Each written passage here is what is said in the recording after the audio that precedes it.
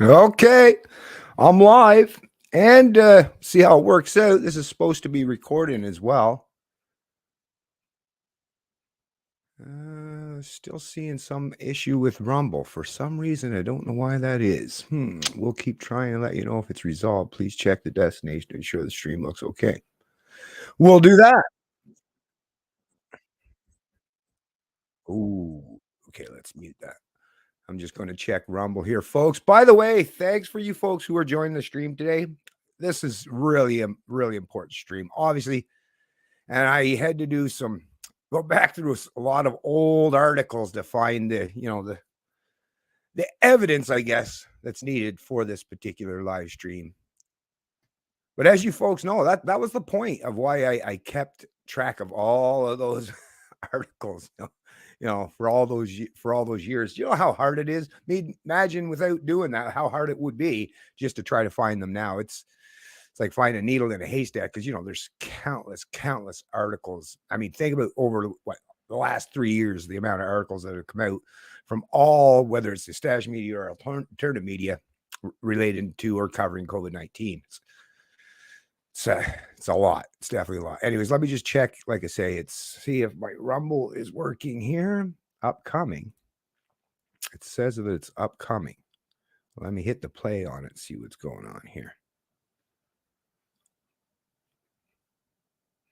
Live stream begins. 1 p.m. Eastern. Well, that's now, right? I do believe. Yep, we sure are. That's where we're at. So I don't know what's going on there. Just give me a couple more seconds. It's loading here, I guess. See if it's actually going to prop up. This should be being live streamed on Twitter, and no, it's not working. I see that myself there. So for some reason it's not, but I'm sure it'll eventually get put up there. I see it's over on YouTube. That's working. And actually, let's just go check right now Twitter, see if the live stream is working over on Twitter, which is so weird because I never see anybody's live stream on Twitter. But hey, there I am. Actually, let's just check and see here. Is it working? Yeah. Yep.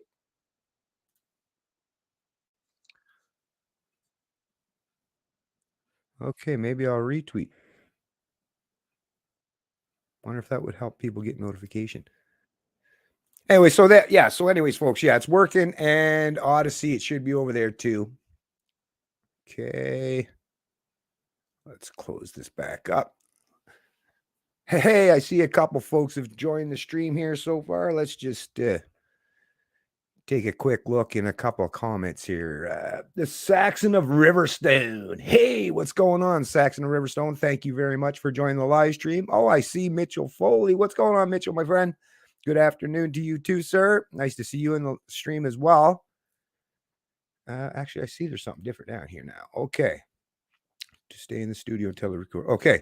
So apparently this will be the first time anyways, folks. So if there's any issues in terms of quality during the live stream, apparently now this should be, when it's done after the live stream is over, it'll be, because it's being recorded as well, it'll be, re-uploaded, or when you watch it subsequent to this, it should be in perfect quality. Apparently, and we're going to try to hold them to that, right? So hopefully that's the case. Because as you folks know, I've tried my best over the years to try to get some good quality content, and even the kind of service and the quality of the product that I offer to you folks. So I'm trying. How it's going to work out, not sure, but give her a shot anyways. Now, you folks are probably familiar. I'm just going to bring this up here first.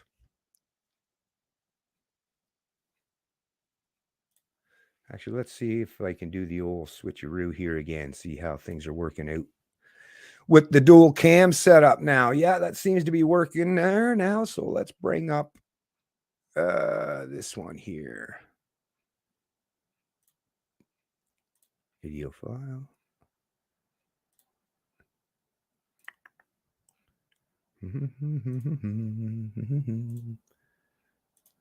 Yeah, so this was a big thing. And this is one of the main reasons, the main drivers, this article It's one of the main drivers and why I wanted to do this live stream, because they're still at it. If you can imagine, they're still at it with this kind of nonsense. It's unbelievable, but well, it is what it is these days. But of course, this is the time, like I say, where I recognize when this is the narrative, well, it's still being, pounded away at, then it's very important for those of us that can counter it to not just do that, but to offer the evidence and even use their own rhetoric against them. I find that's actually an excellent strategy, is to use their own rhetoric against them. Because this is the thing, they're so inconsistent. Right? There's no morals or principles or ethics that drives their perspectives or what they want to push in terms of the narrative. No, it's usually agenda driven, or it benefits them in somehow, right? But anyway, so as you can see, the headline from this particular CBC article, which was brought out on January the 26th by Darren Major, with a headline, actually, let me just make sure that's all working there for you. Oh, I got the dual friggin', I'm going to have to remove this here, folks. Okay, let's remove this for now, then, so that I don't have two of me in there. That's a little weird, right? What's going on, Jay for Freedom? Hey, Bennett, how are you on this first anniversary of the convoy? Yeah, exactly, right? Nice.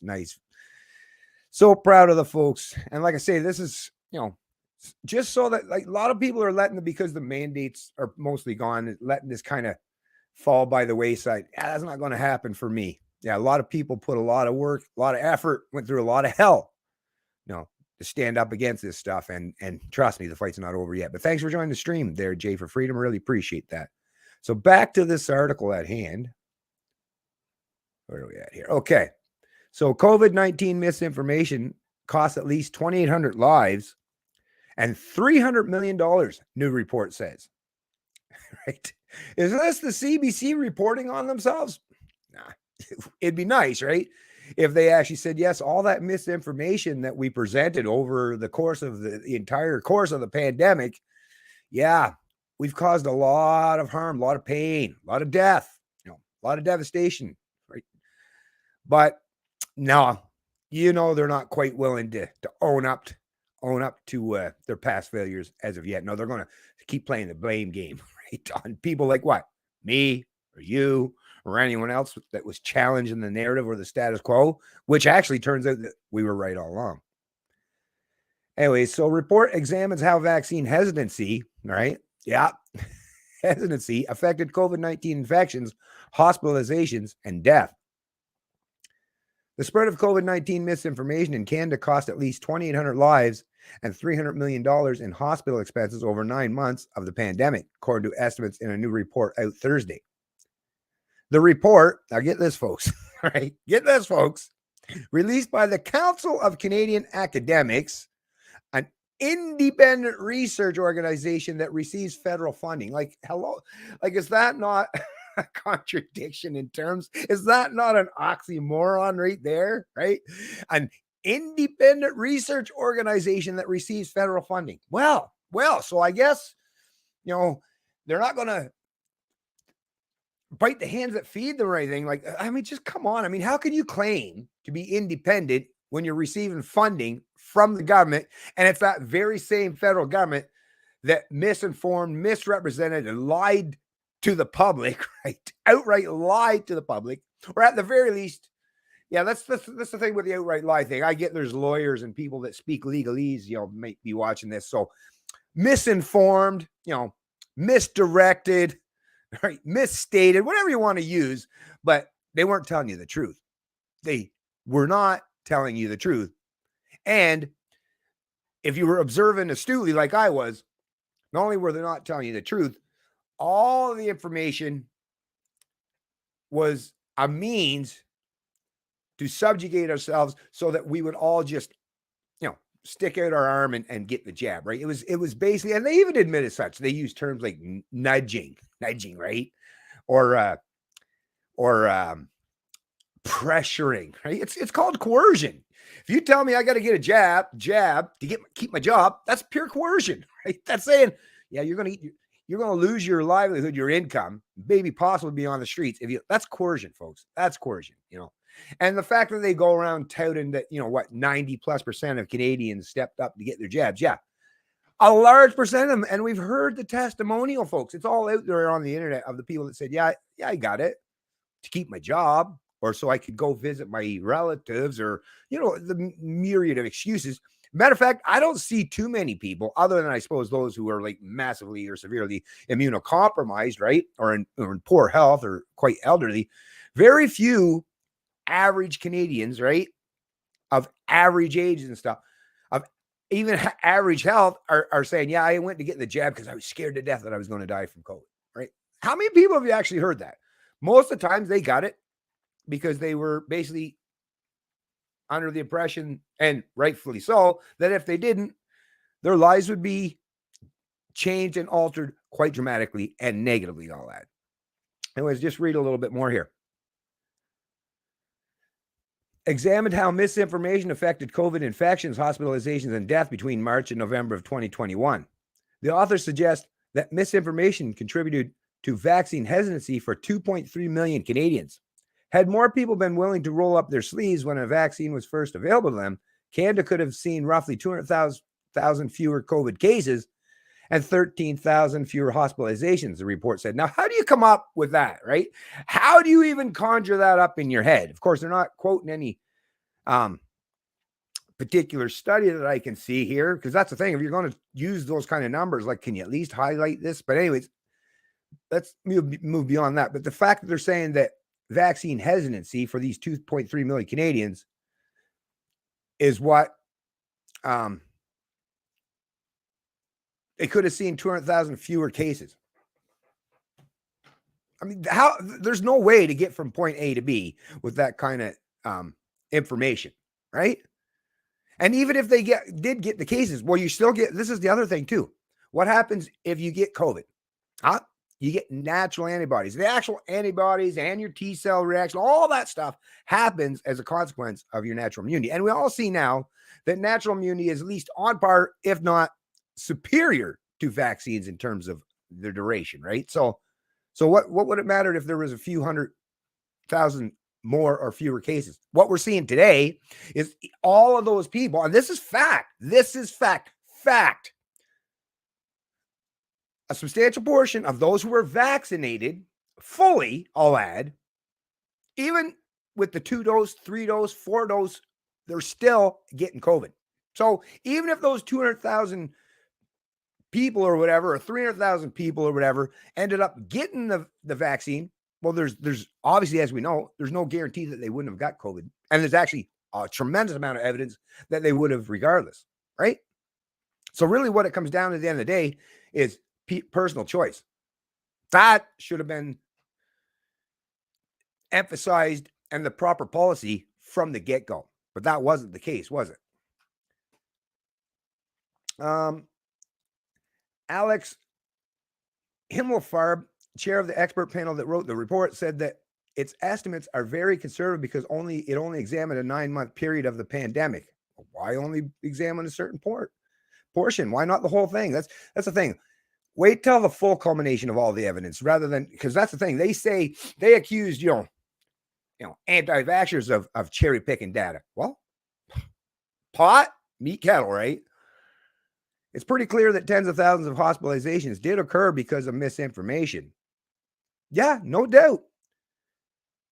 Himmelfarb told reporters, we are confident that those are conservative estimates. Himmelfarb also said the $300 million estimate covers only hospital costs. The study didn't include indirect costs associated with factors such as delayed elective surgeries or lost wages. Well, these delayed elective surgeries or lost wages were consequences of what? Virus? Not at all. As we know, the virus did not fire anybody, right? Terminate their employment, right? Or delay, reschedule their elective surgeries. No, that was governments or those in the health agencies or departments or in hospitals, right? They did that.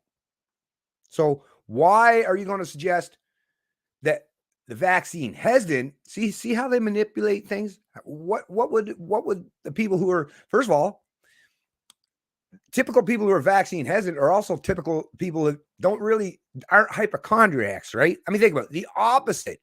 If you're, willing to take the risk, no matter how big or small it is, you're the opposite of the typical hypochondriac. So you're not going to be the one that's going to be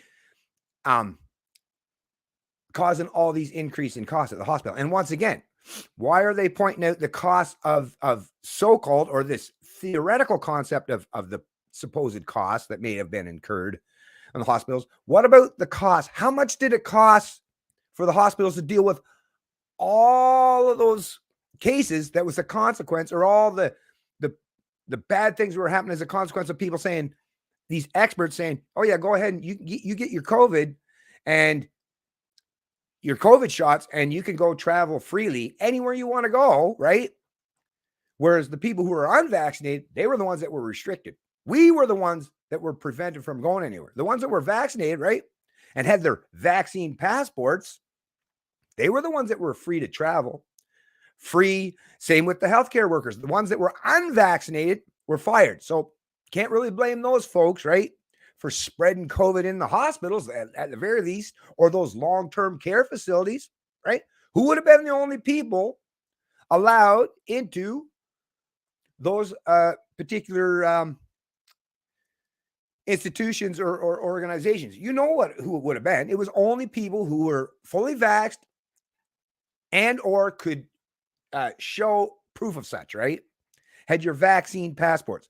So when you talk about all these outbreaks in these long-term care facilities, I mean, let's also take into account how many people, and once again, I've got all these articles and they're going to be in the description with all the evidence that you need to prove that. I mean, think about it, how many times, people in Ontario in particular, the one I can remember right off the top of my head, and like I say, that article's here too, where they sent a lot of people from the hospitals to these long-term care facilities, right? And we've seen a lot of these places, a lot of times these hospitals are the ones that have massive outbreaks of COVID-19. How many times, how many examples have we seen where people have gone to the hospital and they're registered in New Brunswick? They do it all the time. They still, to this day, if you show up at the hospital, for a broken arm, and while you're in there, let's say you get COVID, or at some point in time you test positive for COVID, well, they register that as, a positive case. But what they're not acknowledging, or not quite as readily, is, yeah, you may have very well got that COVID within that hospital, right? I mean, considering where would be like, where are hospitals where a lot of sick people are, where a lot of people who are told, right, if they got any symptoms or anything to go. So where do you think is going to have the preponderance of people that have the or at least in large numbers in smaller indoor confined spaces, right? Probably going to be in hospitals and long-term care places. The very places that I said very early on, and once again, the evidence is in my past live streams where I said early on, these are the people where you need to protect the vulnerable. Whether you're talking hospitals or long-term care, leave the rest of people in society the hell alone and give them the option to do what's best for them and the people they care about. That one-size top-down approach, as we see, was not just a massive failure, but the evidence will eventually prove that it caused far more harm than good. Here we go. Okay. So a number of studies have found that getting vaccinated can reduce the risk of COVID infection and hospitalization, but only 80% of Canadians have been fully vaccinated, according to the latest data from Health Canada. But still, that's 80%, right? So those 80% that are fully vaccinated, are they the ones that aren't getting infected, right? No. There's a lot of other things that can reduce your risk of getting COVID too, right? Without having to get a vaccine and without having to be forced into wearing a mask. Trust me, people have a multitude of ways of protecting themselves against externalities without central planners or dictatorial experts telling them how to do it. The CCA report defines two groups of vaccine hesitant individuals: those who were reluctant to get a shot and those who refused. It says the reluctant individuals expressed concerns about vaccines in general and questioned the spread with which COVID vaccines were developed.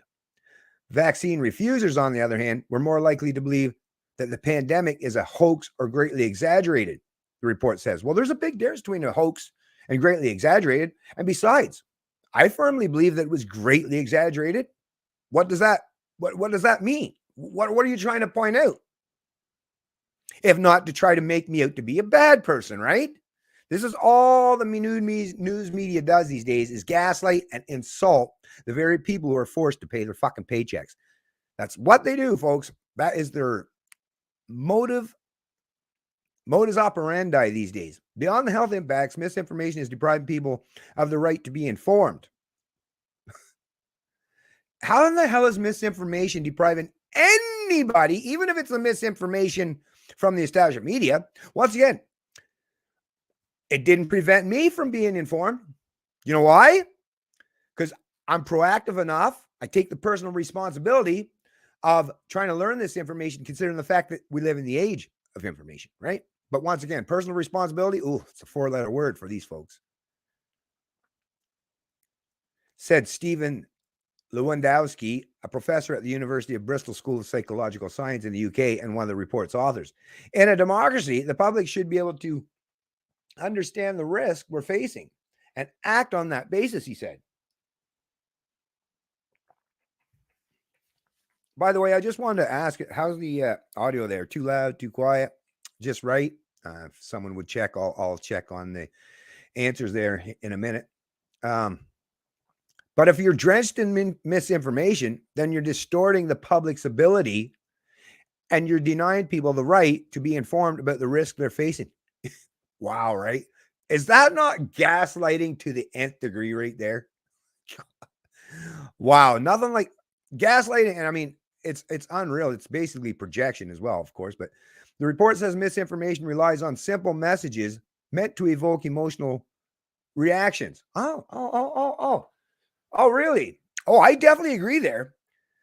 Relies on simple messages meant to evoke emotional reactions, right? It's going to be the pandemic of the unvaccinated. It's going to be the winter of death for the unvaccinated. Ooh, don't invite your unvaccinated family members to Christmas or Thanksgiving, right? Simple messaging to evoke emotional reactions. Once again, they're actually accusing, I'm not suggesting that they're, some of the people who are not pro-vax, they, for sure, I've seen it myself. They are definitely responsible for some misinformation. No doubt about it. But come on, folks. Once again, pot, meat, kettle, right? I mean, considering the media that's the thing. They're trying to hold an individual like an anti-vaxxer, which think about how they portray a typical anti-vaxxer. Typical one, right? Knuckle dragging, fucking, country redneck, hillbilly, low IQ, all that stuff. But you're a bad person if you have all those attributes, right? Not the brightest bulb in the bunch, and you happen to say something that's wrong or misinform people. Oh, that's terrible. And the heavy hand of the law and the media and cancel culture must come for you. But if you're the CBC, $1 billion+ organization with access to a tremendous amount of resources, all these healthcare experts, think of how much they misinformed. But hey, no standard whatsoever. Like, really, these are the people that should be held to a much, much, much, much, much higher standard than the average knuckle dragger out there, right? But no, CBC and these elitists, they want to hold each and every one of us 100% accountable for every word we've ever said. Is for them? No, just forget about it and move on, right? Mm-hmm. Exactly. It says misinformation is often presented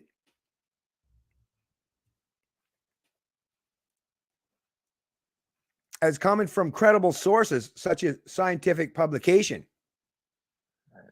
Can you show an example? That would be nice. Just an example, a screenshot even would be nice, but nope. Ideology can play a role. Really, here we go. The authors also suggest that misinformation can be driven by someone's personal worldview, ideology, or political identity.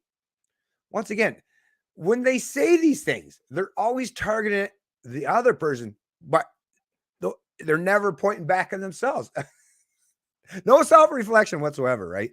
Denial of collective action problems is going to be very prevalent among people who don't like collective action. So funny. By the way, that's the thing with these idiots in the media these days. There's a difference between collective action, which is just a bunch of people taking actions together, and collectivism, where you sacrifice individuals for the greater good or the group, right? Where you turn human beings into just sacrificial lambs. Yeah, there's a big difference there, folks. But I mean, once again, no nuance here. I'll give it to you. They won't.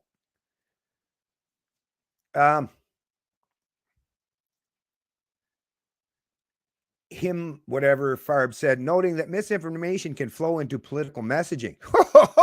Yeah, sure can, right? Yeah. When misinformation becomes tied up with identity and ideology, political leaders will often look to misinformation as a means of building their coalition, he said. Yeah.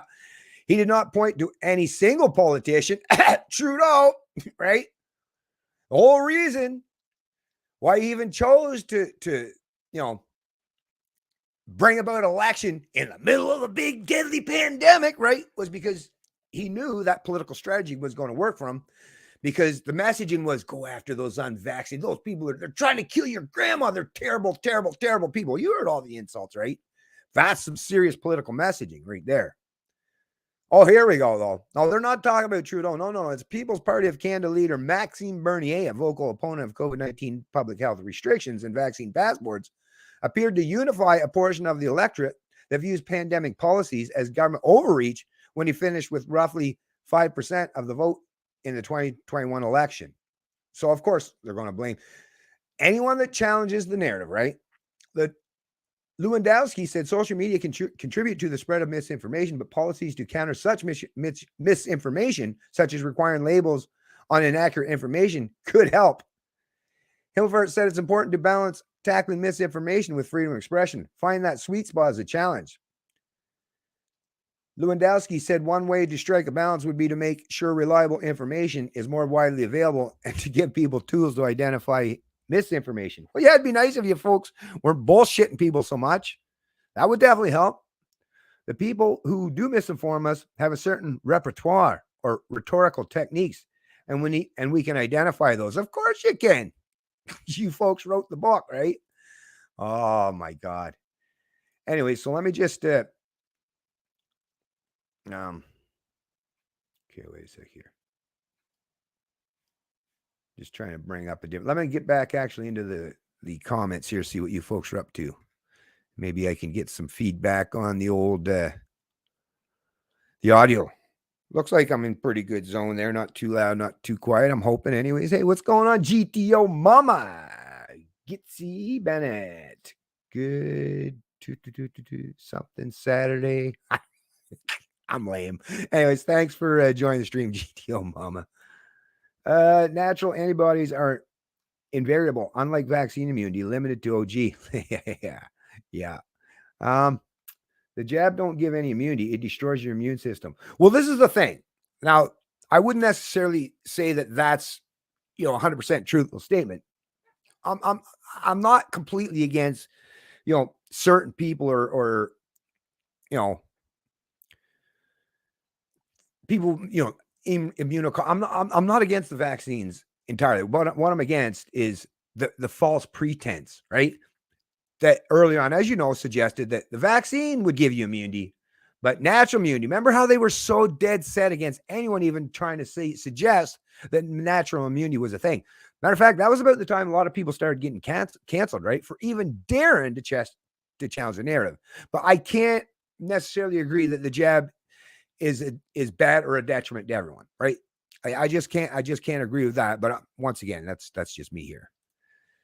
My God-given immunity has never failed me. Why would I doubt it now? Well, that's a great point. And I got to tell you, my wife is the same thing. Like she's throughout the whole thing, working in retail and dealing with, handling money and thousands upon thousands and thousands and thousands. And this is even before masking, after masking, during masking. And yeah, massively and robust immune system, no problems, no issues, right? So yeah, which is once again just a perfect example why you should never mandate or force anything. Everybody that I know that got the experiment shot in them are 10 times more sick now. Well, that's possible, I suppose. That's possible.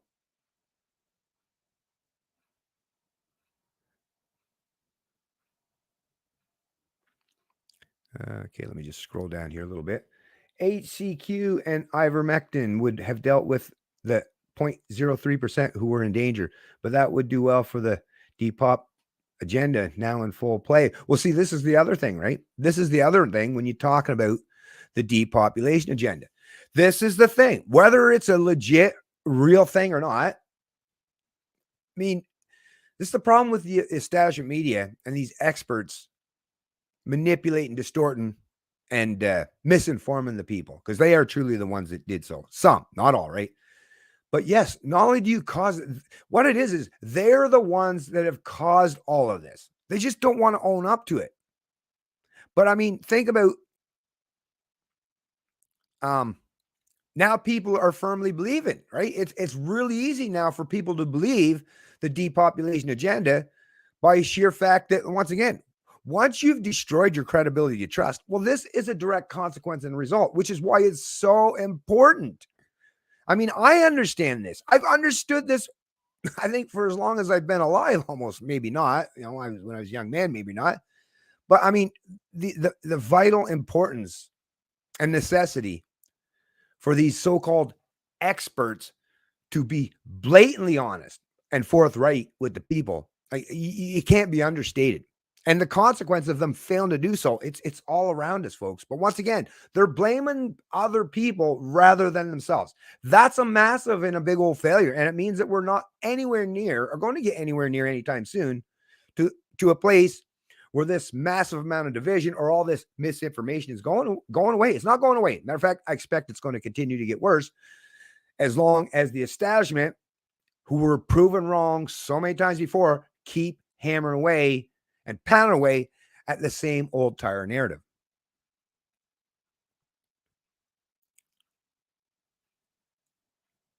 Anyways, I'll see a couple more people. Yes, great exaggeration leads to great overreach. I agree 100%. I see we got someone else here. Okay, the cost and benefits were out the window regarding the COVID vaccine. Yeah. Anyways, I'm going to get back up here to some. Okay, this one here, I don't know if I'll bother you folks with it. It will be linked to it, but basically it's you guys have probably already heard about it. But like I have got a lot of stuff, so I'm going to try to get through it here quick. But basically, serve this is a even right from the CDC. Like I say, use their own sources against them, right?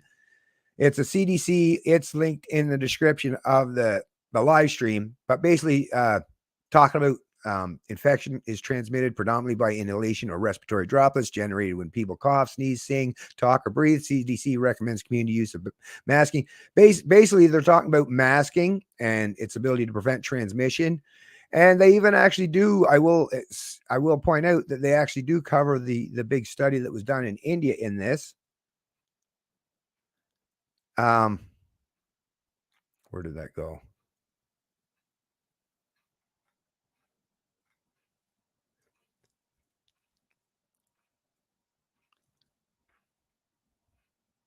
Mm-hmm.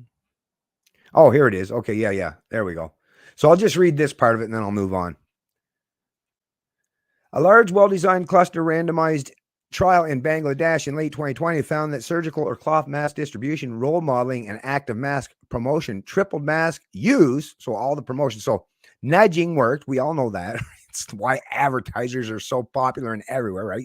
We're very well that people are easily convinced, right?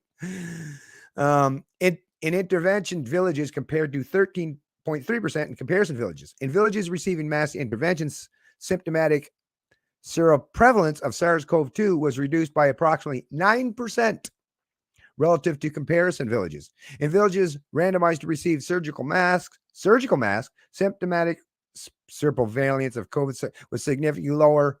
Relative reduction 11.1% overall. The results of this study show that even modest increase in community use of masks can effectively reduce symptomatic COVID-19 infections. So it's right here, 9% and 11.1% in big real world randomized studies. So 11 or 9%, not that huge. And once again, as we know, it's because you have to believe that everybody's doing everything perfect for even that, right? Which is why, 9, 10, 11%. Yeah. This pretense early on that if you wear a mask, you'll prevent the spread. And that's the hammer. That's the message. Overwhelmingly, right? Remember, it was the 90, 100%, 90, 95. Remember how supposedly effective it was? Well, look at how different the numbers have flipped, according to this study, at least. So anyways, like I say, that'll be included in the description. Then what else do we get here? Oh, yeah, I just wanted to bring this up for those maybe that didn't keep track of this stuff. But yes, mandatory vaccinations were very much a thing in Canada. There it is. So this is right straight from the government of Canada's website, canada.ca. COVID-19 proof of vaccination in Canada. Get your Canadian proof of vaccination. Travel outside, travel within. So this is all the information here, right? Traveling, proof of vaccination, travel outside Canada, how many doses a traveler needs to have, what brand, what proof of vaccination documentation they'll consider valid, right? Travel within Canada. So this was later, as of October 2020, October 1st, 2022, proof of vaccination is no longer required to enter Canada on board train. This applies to travel within Canada. So provincial and or territorial proof. So the following provinces are issuing a separate provincial COVID-19 proof of vaccination that includes a QR. So British Columbia, Manitoba, Quebec, these provinces also issue the Canadian COVID proof of vaccination. So the federal one, right? Provincial COVID proof of vaccination can be used within the province. However, you should use the Canadian COVID proof of vaccination when you travel international. So once again, we all know, and people like myself were warning earlier on and being called conspiracy theorists by suggesting that they were going to implement vaccine passports. And once again, what is the point of a vaccine passport, especially in particular, knowing, and that's the thing, if the media now, the kind of messaging that they're trying to put out there now is that, yeah, we never told you that vaccines prevented infection or transmission, right? Really? Well, if that's the way you're going to go with it now, okay. First, I'll call you a liar, but let's just go with that for now. Anyways, just for your new narrative, right? Is you never once said the vaccines, whether you have 1, 2, or whatever, however many doses, right? Never once apparently you said that it would prevent infection or transmission.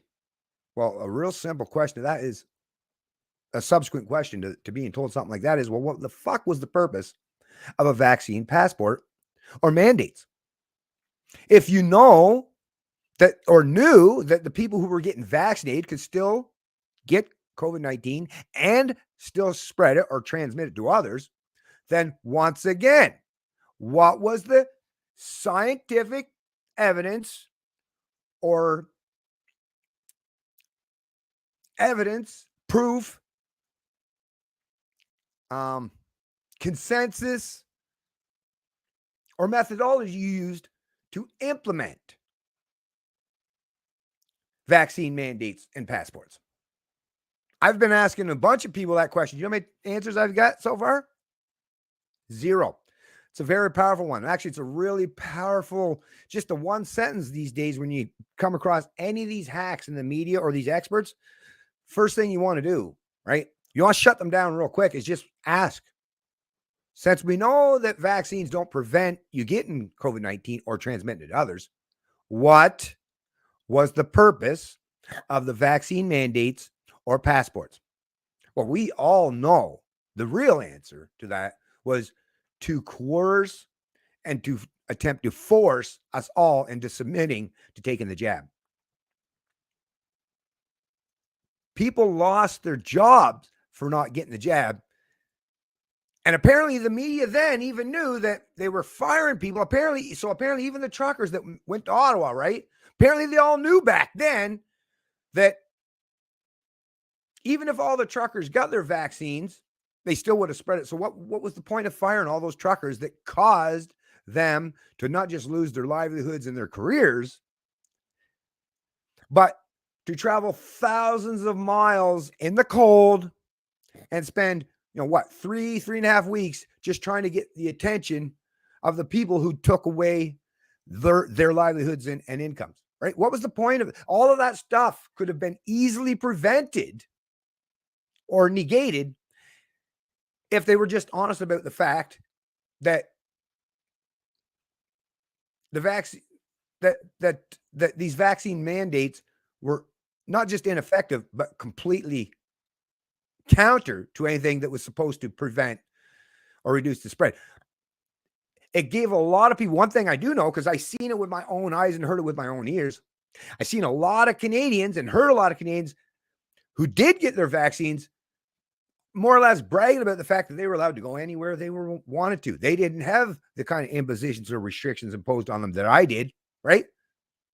So they naively, foolishly, and I'll even add dangerously put some vulnerable people in bad positions because of that exact misinformation that was presented to them by these hacks in the established media and the so-called experts. So anyways, like I say, this here, let me pull this off here real quick. This will be in the description as well.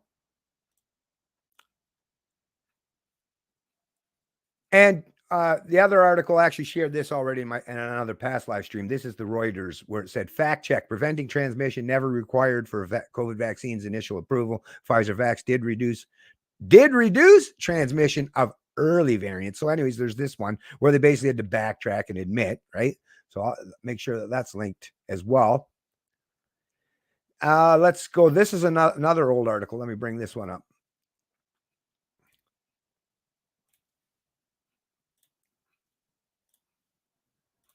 So this one is regarding the vaccine passports too. Headline out of Ottawa, vaccine passports. Ditching it, keeping it, or requiring 3 doses. Ontario businesses don't have to ask for proof of vaccination as of Tuesday. Now, this was reported in February 28th of 2022 by Guy Cameronville. As a stay-at-home dad to a toddler, James McAvoy said he and his partner, who is also expecting a baby in May, don't expect to have a ton of free time in the coming months. But for the couple's next pandemic date, he says it will likely be at an Ottawa restaurant that still asks customers for proof of vaccination against COVID-19. We know that everyone there has to be vaccinated, and there's that layer of safety for our children. The Ontario government recently announced businesses will no longer have to seek proof of vaccination from their customers at the door as of Tuesday, March 1st, and in a system that's been in place since last fall. So basically, we'll know that everyone there has been vaccinated, and there's that layer of safety for our children. So once again, that's someone that, I mean, first of all, if you're not sick, if you don't have COVID, whether you're vaccinated or not, yeah, you're not spreading it to anybody, right? So there's that, right? But the fact that this person, once again, it's right here. It's right here. There's that layer of safety for our children. Well, not necessarily, right? Not necessarily. As we're well aware of now that, yeah, maybe you put your children in situations that you might not otherwise have done, seeing as how you seem to be overly concerned, right, about the unvaccinated. So you're on heightened state of concern or alert for your child, but not so much here. I assume that's based on that false information or interpretation of the data that was presented to you that made you believe naively that your kid was had no potential or threatened danger, right? Yeah. Well, once again, I don't know how this person's situation or story turned out, but if it's anything like a lot of Canadians, he found out otherwise the hard way, right? All the vaccines probably didn't stop at all, right? Not to suggest that it was going to harm his child in any way, but once again, he at least thought so. Okay. The vast majority of eligible Ottawa residents are at least partially vaccinated against COVID-19 as of late last week. 92% of those 5 and older have had 1 dose, 80% 2, with 63% have 3. So we're at at least 3 doses point of the rollout here now, right? Daniel Demos, the co-owner of the Bytown Cinema, is banking on the fact most residents have at least 2 shots, so the theater will continue to require proof of vaccination. So to get into this theater, indoor plays, a lot of people tightly packed together, right? Real close, shoulder to shoulder, more or less. He's only going to let people who are vaccinated in there, right? No vaccinated, no unvaccinated people allowed. But yet, would it have stopped transmission in that setting? Nope. We know it wouldn't have. We're really just trying to appeal to the majority that has already kind of fought the fight on getting vaccinated and minimizing the spread. He said, while being open to revisiting the decision at any time. Really comes down to offering an environment that makes our patrons, our audience members, and our staff a bit more comfortable. Let's see. Ottawa's other repertory cinema, Mayfair Theatre, will also ask its customers to show proof of vaccination. We want to do our part to help ensure a safe return to normal. Remember that? For our entire community, according to the theater's announcement on Twitter.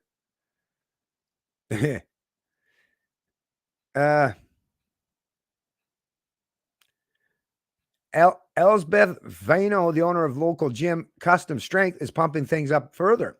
When her gym reopened in late January after its 5th pandemic shutdown, Vano began requiring all staff and customers to provide proof of 3 doses of COVID-19 vaccine.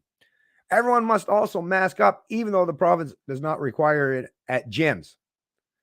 Besides wanting users to feel comfortable, I personally feel that this most recent closure is entirely the fault of people that are not vaccinated. Once again, blame the unvaccinated once again. But here you are. In this gym, you got to have 3 vaccines. And I mean, think about what we're seeing now in terms of people, even in terms of hospitalization rates and death among those who are vaccinated. The ones who, out of all of them, whether it's the 1 dose, 2 dose, 3 or 4, it seems those who have more than 2 doses are actually showing up in hospitals or dying in even larger numbers than the ones with just the 2-dose regimen. So once again, this person was under the false belief that I'll even increase safety even more by suggesting that if you got 3, we're going to make it even more safe in this environment by requiring people to have 3 doses, which, as we know, very well, or most likely, caused the direct opposite effect. And since we know it didn't prevent spread, and we know that masks don't, and we know that people in a gym with all the movement, those masks, they're not all wearing N95 with a nice tight seat. That for the most part, I'm not saying it couldn't reduce by any degree. I'm suggesting that it could, right? But we know it's mostly just, hope and pray, like more or less like a false belief system, because it wasn't grounded in science, right? Remember, that was the thing that they touted too. Science, science, science, science, science, science. And we were called science deniers. Although at this point, people like myself, if there was a test, it was to be graded based on how I presented my thoughts, my perspectives regarding not just COVID itself, but the masks, the vaccines, the mandates, the business closures, the school. I would have passed it with flying colors. Whereas a lot of the folks in the established media failed miserably. Capital F, I'll add.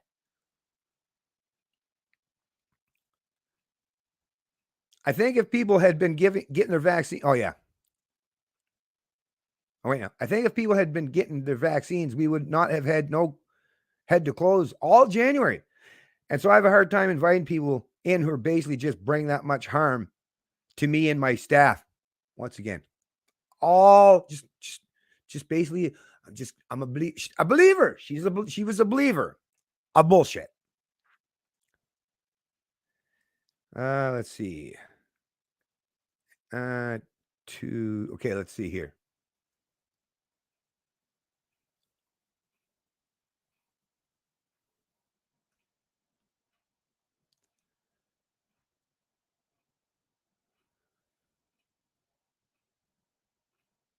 Here we go. Oh, wait, now.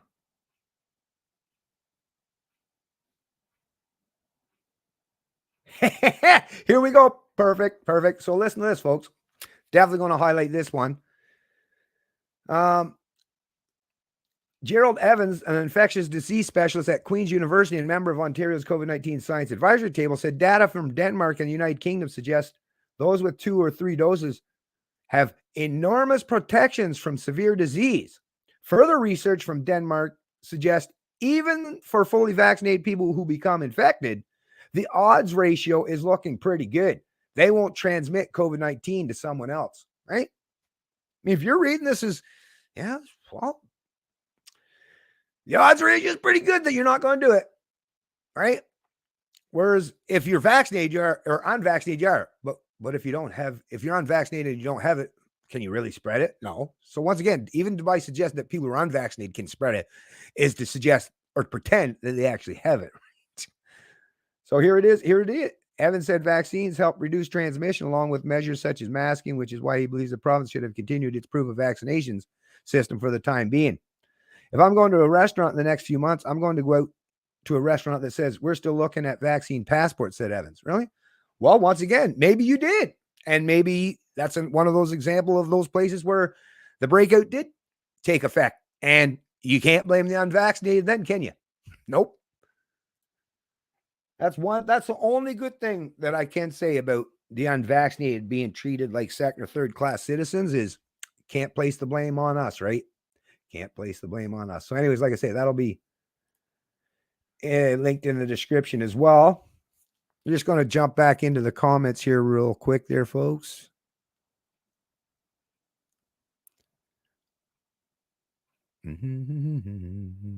Okay. Hey, what's going on, Goddo? Thanks for enjoying the stream, man. Appreciate it. Where are we at here? Okay. The push of the vaccine was for one reason, only to make big pharma and the elite rich. Well, I mean, that definitely seems like, right? K Bono, right? Who benefits? Right? Automac 1, screw the vax. It doesn't work. Not in the way that they tried to tout, right? That's the big part of it that really, really, really grinds my gears.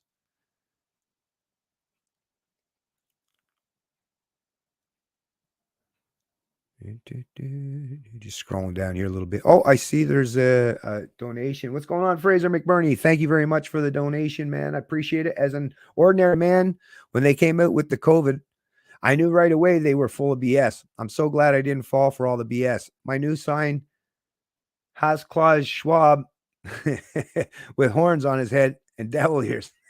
Has Klaus Schwab with horns. Yeah. Well, thank you very much, Fraser, for the donation. I really do appreciate that. And of course, I appreciate every time you chime into any of my live streams. So let me move on here. Okay, this one, proof of vaccination. So this is from the Retail Council of Canada. So this is, for bars and pubs and all that stuff. So just to show you once again that, yes, Canada was a jurisdiction that had requirements for vaccine passports. And here it is. Here's another one that I just wanted to point out here. Let me bring this article up, actually. Anti-masking. Okay, so let me bring this up here, folks.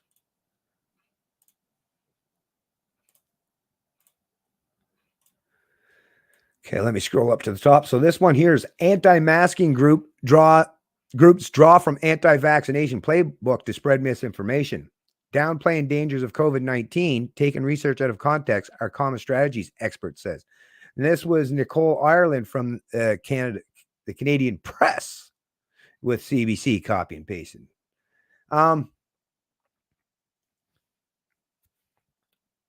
As more regions across the country adopt mandatory masking policies in an effort to minimize the spread of COVID-19, some anti-masking groups are joining forces with anti-vaccination proponents in adopting their technique to spread misinformation and amplify their message.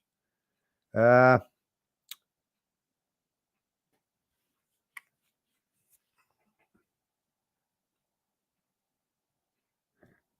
it's just they're just talking about people, along with the anti-vaccine advocates so they're just insulting typical Canadians per usual. There is something I want to get to at the bottom down here, or halfway through.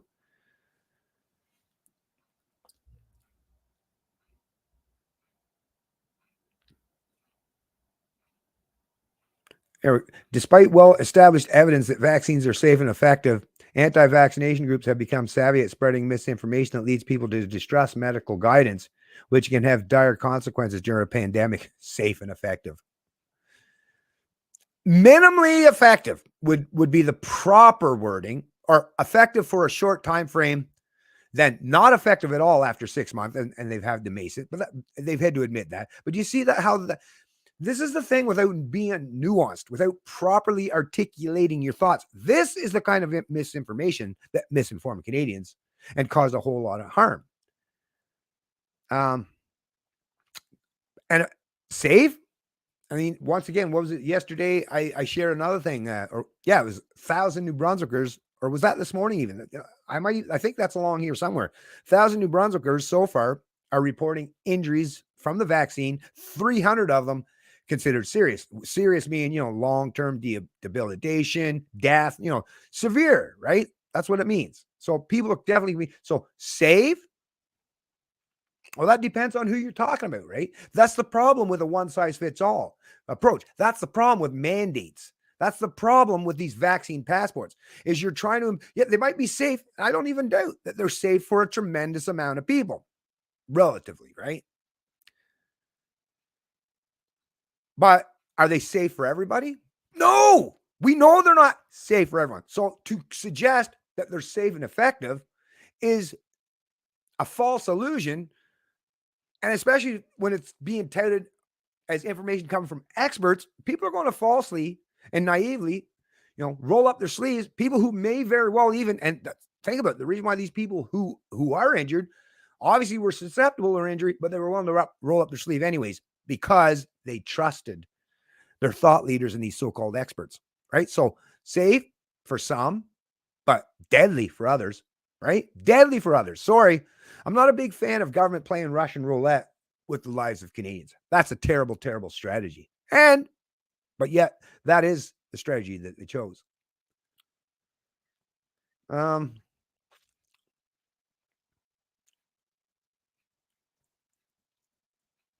no, it's not the people that are spreading the supposed misinformation, anti-vaxxers, that are causing people to mistrust the so-called experts or health people. It's those very people themselves, by misrepresenting the facts or misinforming the people or using fear and intimidation or coercion as a means to an end. Yeah, I typically, when someone's trying to use force or manipulate me, I tend to not trust those kind of people, right? And neither should you. It's a normal state of affairs, I would suggest, for human beings, right? It disturbs me when I see people acting on information that I'm quite sure is not only incorrect, but potentially misleading or potentially leading to other harmful outcomes, right? As a practicing physician in Montreal's Jewish General Hospital, Otten has said, seen firsthand the toll COVID-19 takes. Close to 9,000 people, largely seniors and people with underlying medical conditions, have died in Canada from the virus. Yeah, seniors and people with underlying health conditions. Yeah, exactly. Exactly, right? Although scientists are continuing to learn about the novel coronavirus, it appears that people with COVID-19 can be most infectious before they show any symptoms. Mistrust of government and scientific authorities are key characteristics. When you don't trust the sort of basic infrastructure that's supposed to support public well-being, you're going to come up with all kinds of tactics to try to resist it. Those tactics include the downplaying of how bad the infection disease is. Well, listen, I'll downplay the potential of what that infection would do to me. For me, didn't say that you downplay it for everyone, right?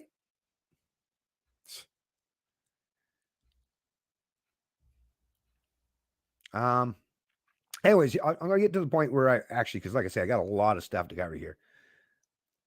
Lawsuit alleges vaccine conspiracy.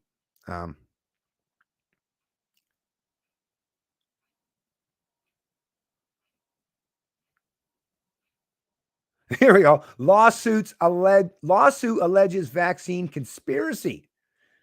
Vaccine Choice Canada, along with several individual plaintiffs, filed a statement of claim that the Ontario Superior Court of Justice this month against public health and political leaders in several municipalities, as well as the province of Ontario and the federal government, including Prime Minister Justin Trudeau, Chief Public Health Officer Dr. Theresa Tam, and the Queen.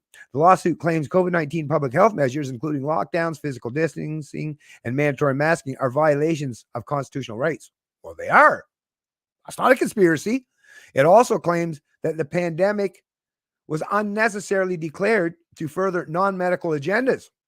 Very much still a possibility, who's to say, including to establish a new economic world order. Oh, the Great Reset? Now, of course, that's not a real thing, right? And a massive and concentrated push for mandatory vaccines. Oh, here we go. This is the part that I really wanted to get, folks. This is it right here. Remember, they're calling this all conspiracy, right? It's conspiracy. And a massive and concentrated, right here, folks, and a massive and concentrated push for mandatory vaccines of every human on the planet Earth with concurrent electronic surveillance. Oh, you conspiracy theorists, take your tinfoil hat off. Oh, wait a minute. Oh, it did happen, right? I think the rest of it was actually right down here. Yeah, here we go. Canadian public health officials have never suggested that a coronavirus vaccine, when developed, would be mandatory. Them damn conspiracy theorists. How dare you suggest that when the vaccines do finally come out, or at any point in time subsequent to that, that they would ever be mandated, right? I mean, right there, boom. Just for that part of it alone, it's like, okay, I'm done. Finished it. CBC proved themselves wrong right there, like I say. And then they get down there cherry picking data. Yeah, we all know about the cherry picking. Anyways, the lawsuit also names the CBC accusing of Stalinist censorship by knowingly refusing to cover or publish the valid and sound criticism of the COVID measures. It's not clear when or whether the lawsuit will proceed to the court. So, to me, all legit stuff, all completely legit, provably so, but touted as conspiracy by the CBC. Now, who was really misinforming the public? I'll introduce Exhibit 5 gazillion at this point, right?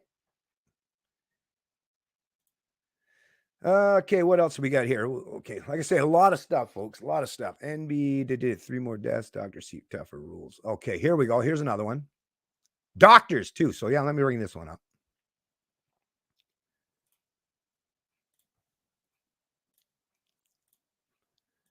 By the way, actually, let me just ask real quick, folks. I've done some more upgrading with everything, and I'm hoping that my internet connection, my quality, I'm hoping that everything is way better now. A lot of wishful thinking, I know. But if you folks maybe at the bottom of the comments, if maybe one or two of you folks would let me know how this stream has been panning out, because when I'm reading the articles, I can't see anything about how the actual stream other than, the article that I'm reading. So if you folks wouldn't mind just leaving me a little bit of feedback, it would be really appreciated. Anyways, back to this this particular article. So this one was back in January of 2020. NB COVID-19 roundup, 3 more deaths. See, this is the other thing, folks. 3 more deaths, right? And this was, a lot of restrictions and stuff. Anyway, so 3 deaths. So they do it per week in New Brunswick here. So 3 more deaths. Doctors see tougher rules for the unvaccinated. I'm telling you right now, this far into it, 3 years into it, when they've had 3 years to do whatever they can, right? Oh, they're still failing miserably because in New Brunswick, it seems like every week now it's 9, 10, 11. There's another one's like, what was it? 7. Like, oddly enough, New Brunswickers, and it's still the ones that are most susceptible, immunocompromised. For sure, that's the case, right? But how the hell is it 3 years into it that more people are dying, right, than even early on in New Brunswick? Because New Brunswick, I will say, because of the way the politics was in this province, Blaine Higgs wanted to bring in a lot of these restrictions earlier on. But fortunately, People's Alliance, although People's Alliance has sold us up the river, Chris Austin and such, crossing the floor now, he's part of the Conservatives, right? But, at least for that short time that they didn't have the majority and the People's Alliance weren't willing to support those restrictions, New Brunswick had a while while some of the other Western provinces or places like Ontario and Quebec were already starting to impose them. New Brunswick, like I say, was a little bit later in that. But even then, with minimal or no restrictions, New Brunswickers, even the vulnerable, were dying in much lower numbers than they are now, with the populations of these people in like 90 plus percentile ranges of all being fully vaxxed and boosted. Right?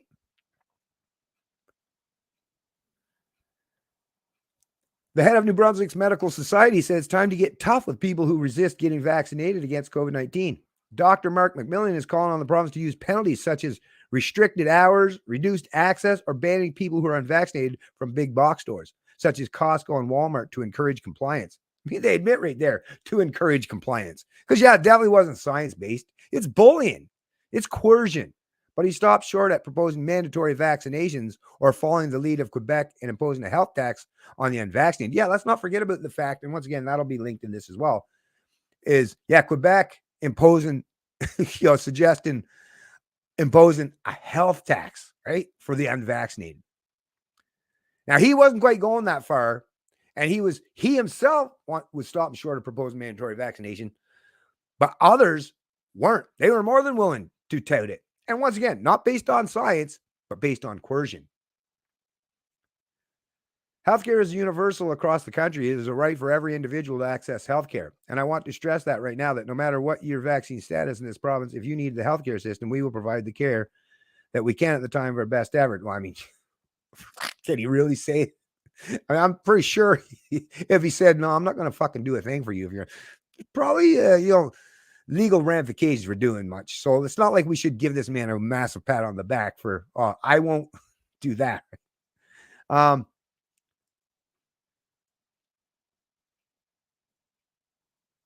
More than 8% of eligible New Brunswickers have still not received any vaccine, as COVID hospitalizations and case numbers continue to soar because of the Omicron variant.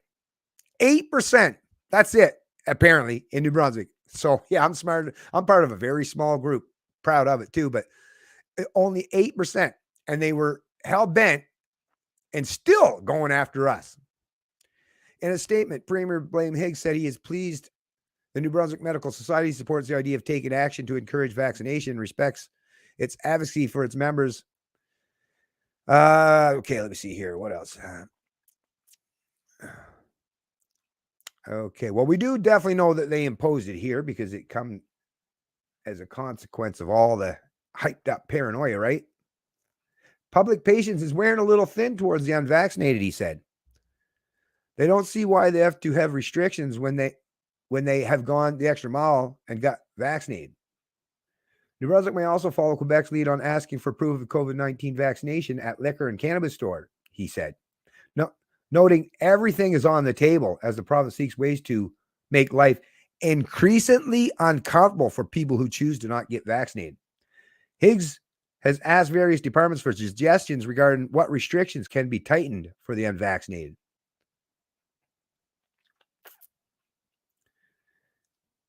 Let's see here.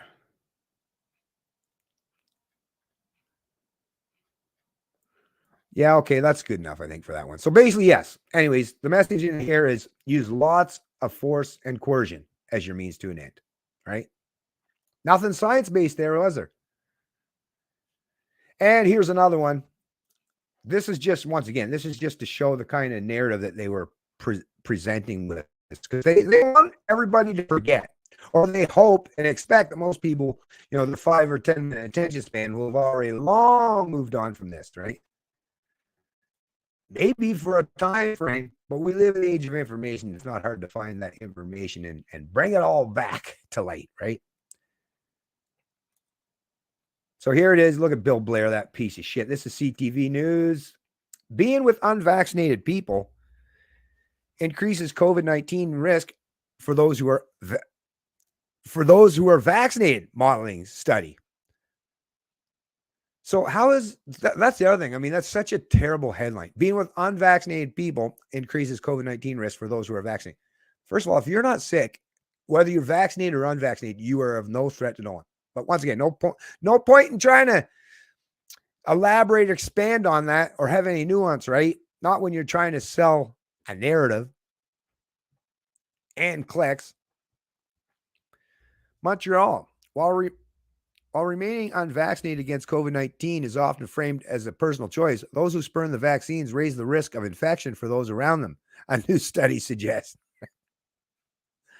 The research published Monday in the Canadian Medical Association Journal found that vaccinated people who mix with those who are not vaccinated have a significantly greater chance of being infected than those who stick with people who have received the shot. In contrast, unvaccinated people's risk of contacting COVID-19 drops when they spend time with people who are vaccinated because they serve as a buffer to transmission, according to the mathematical model used in the study. There you go. Right. Well, that model was way off, right? It was a mathematic modeling. It wasn't the real world. And it was proven to be wrong. The real world has shown it to be wrong. Co-author. Oh, yes, of course. That's why. Co-author David Fisman. Oh, that guy is what a little petty tyrant that guy is, right? Of the University of Toronto's Dalai Lama School of Public Health said the message of the study is that the choice to get vaccinated can't be thought of as merely personal. You may like to drive your car 200 kilometers an hour and think that's fun, but we don't allow you to do that on the highway, partly because you can kill and injure yourself, but also because you're creating risk for those around you, he said in a recent interview. So it's trying to set that up as if someone, like I say, not sick, don't have COVID, not displaying any symptoms, nothing, none of that. But apparently, if you're around a vaccinated person, you're the threat. But yet we know that the vaccinated, a matter of fact, you probably know people yourself who got COVID, an unvaccinated person who got COVID from a vaccinated person, right? So, but once again, they never want to tell that side of the story, right? Fisman said the idea for study came a few months ago and the debate around vaccine passports and vaccine mandates. We thought what was missing from that conversation was what are the rights of vaccinated people to be protected from unvaccinated people, he said. The conclusion, he said, is that public health is something you actually have to do collectively.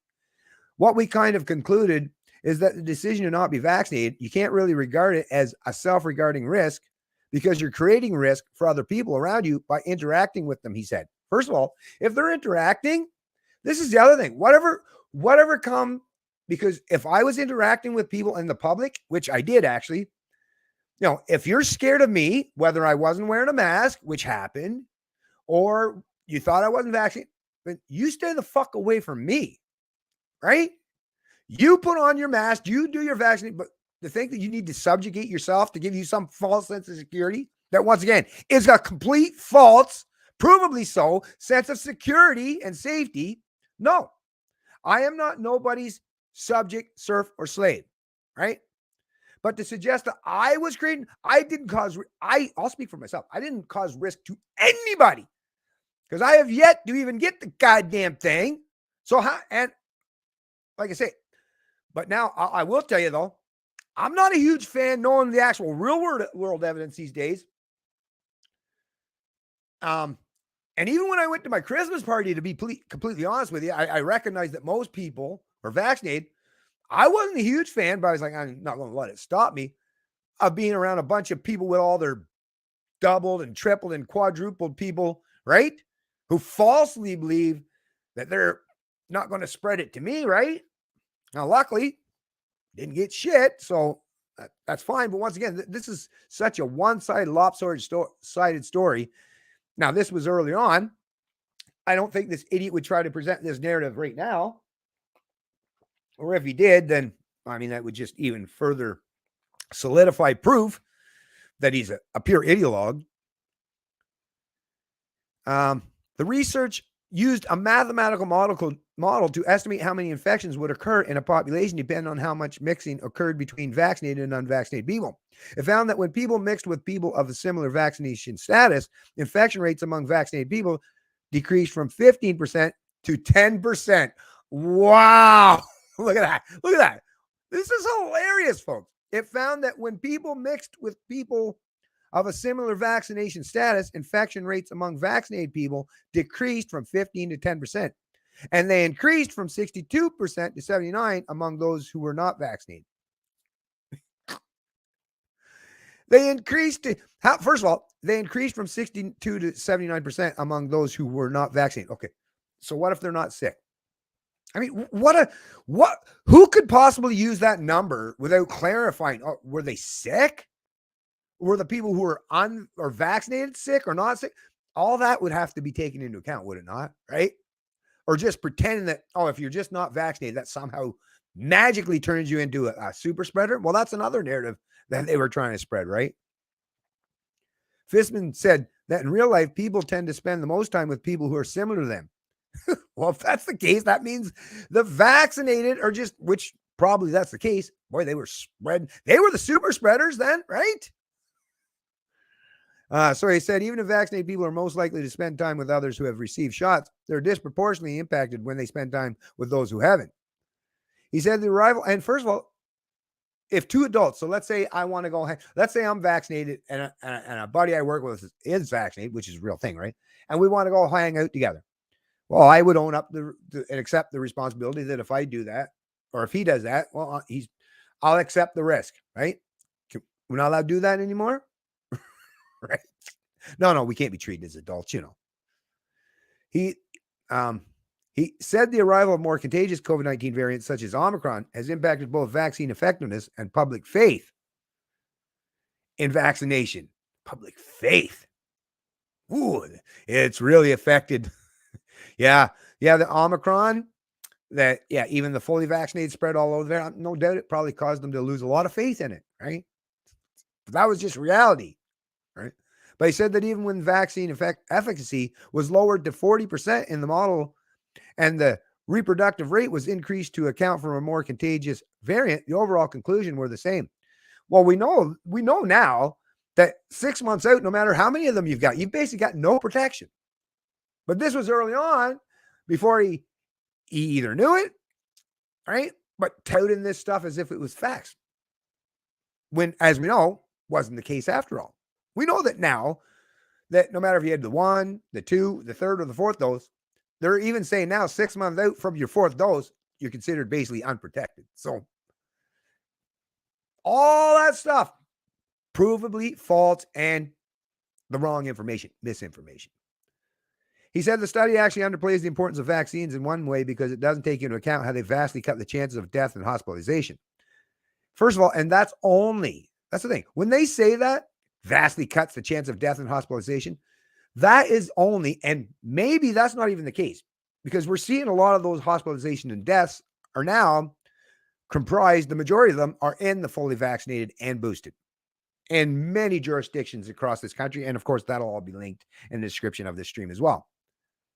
So we know that's not the case, but to suggest that the vaccine, even for those it does, it would only be in, like I say, the vulnerable, the immunocompromised. It's not a blanket statement that anyone should take serious, right?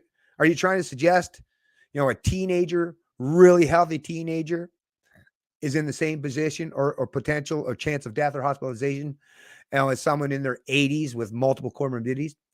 Of course not. But once again, that kind of nuance was completely absent during all of the rollout of all this bullshit information. He said the study actually underplays the importance of vaccines in one way because Fishman said the result from a purely utilitarian perspective, hey, a lot of authoritarians, a lot of authoritarian collectivists were very much all about utilitarian, right? A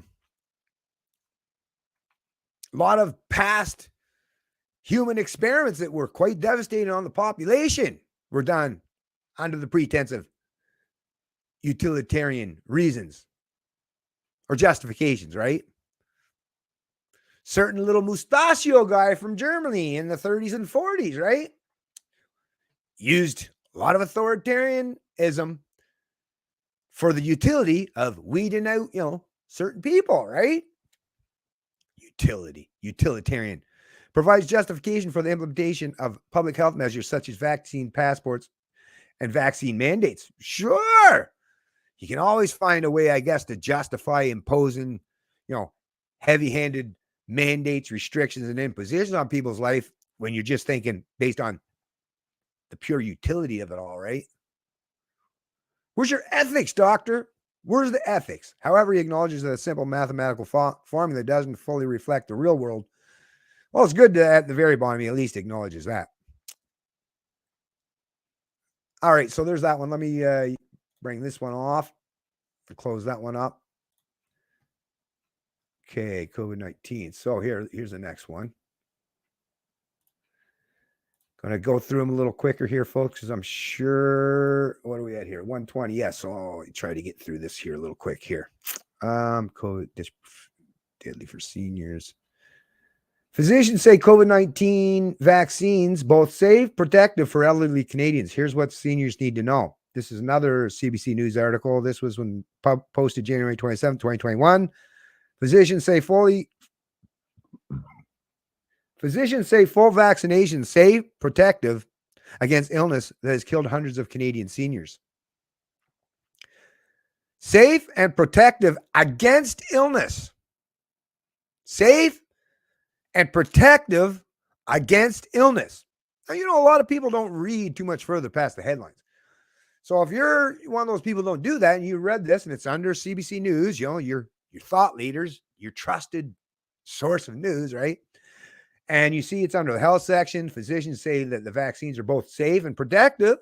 Well, really, do you really need to know anything more than that? Well, I would suggest you might want to dig a little bit deeper into this and you might find some things out that might startle you. In mid-January, an unsettling report from Norway suggests 23 failed elderly patients had all died after receiving a dose of COVID-19 vaccine. The finding made headlines around the world. Meanwhile, here in Canada, there have been instances of coronavirus infections and deaths in the midst of initial vaccination efforts targeting residents of long-term care. A home in Saskatoon, where the vast majority of residents had received their first dose, later reported 7 cases of COVID-19. At a faculty or a facility in Barrie, Ontario, it's in the grips of a faculty-wide outbreak that has caused dozens of deaths due to fast-spreading virus variant, or even as public health officials raced to fully vaccinate all the residents while the outbreak progressed. But in all these instances of senior falling ill or dying after receiving at least one dose, dire sounding headlines don't tell the whole story, experts say. Just because somebody died after receiving the COVID vaccine does not mean the COVID vaccine caused the death. Well, same thing holds true of if you died with COVID or as a result of COVID, right? But once again, we've seen the complete manipulation and distortion of that particular narrative, right? Shame that they can't be consistent, right? All they had to do is just be consistent. A researcher focused on vaccine safety who is also a professor at Dalhousie University's department. In the case of outbreaks in long-term care homes, it's important to remember that while one dose offers some level of protection, it's not the full amount that results from the 2-dose regimen for either of the vaccines currently approved in Canada, said Dr. Samir Simha, director of geriatrics at Mount Sinai Hospital in Toronto. Let me read that there for you folks one more time. So, right, this here's a Dr. Samir, director of geriatrics at the hospital, right? So should know what he's talking about.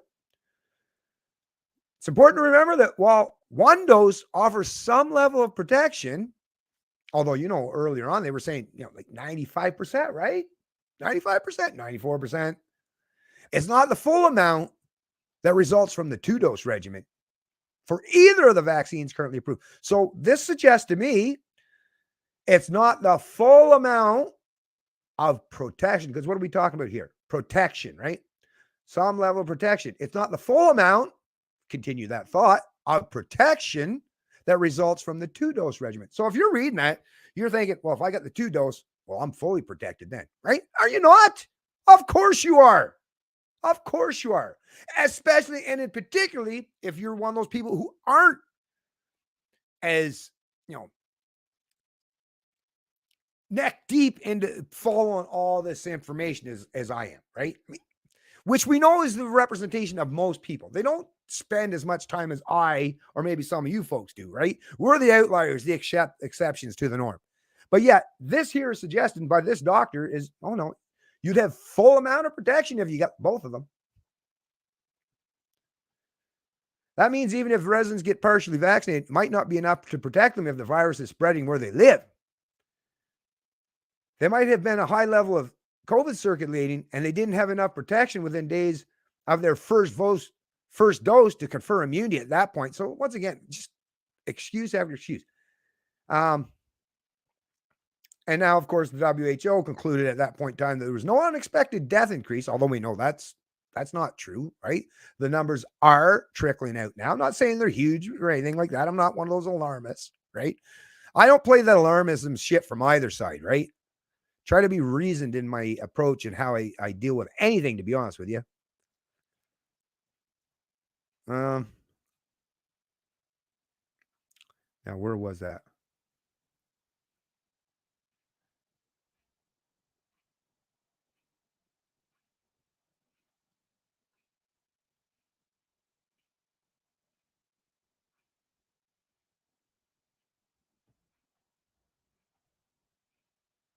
The door that has a probability of you not getting COVID and saving your life, however long that may be, or do you want to go through the COVID door? So once again, their messaging was, if you take the vaccine regimens as we're prescribing, their basically suggestion is, yeah, you're safe. You're protected and you're safe, and you're not going to put other people at risk. Or it's basically the risk is so negligible that's not worthy of concern, right? Because that's the thing. I don't want to say that 100% of everyone of them said that there's no risk at all. But you definitely downplayed it. Those that even admitted that there was some risk, you downplayed it to the point that you caused a whole lot of people to put themselves at genuine risk. Did you or did you not? Yes, you most certainly did. Guilty on all charges. So, like I say, all these will be included in the description of the stream. Okay, I'll just pass by this one. This one was from Hamilton. Ontarians need QR code to prove vaccination next week. Here's what you need to know. Actually, let me just scroll through because I highlighted some of the text on some of the articles that I want to get there. So this is basically with the QR code. So not is that the proof of vaccination that proves that vaccine mandates were a thing and these proof of vaccination, these passports were a thing, but it also proves that surveillance aspect of it that was considered a conspiracy, right? Because this was the QR code. So it was on your smartphone. And we all know the evidence was out, and I should have had that one pulled up now that I think about it. But we all know that they've had to admit that, yeah, they massively surveilled millions and millions of Canadians unknowingly, right? Even those who didn't sign up for a lot of this stuff. Or actually, maybe it was those who signed up for it, but they surveilled. I won't make that statement without having the article right in front of me so that I'm 100% can verify and back up what I'm saying. But yeah, it was a means to surveil millions of people, which is, once again, another infringement on our inherent rights and freedoms. Okay, here's another one. Let me bring this one up because I think I had something in this one that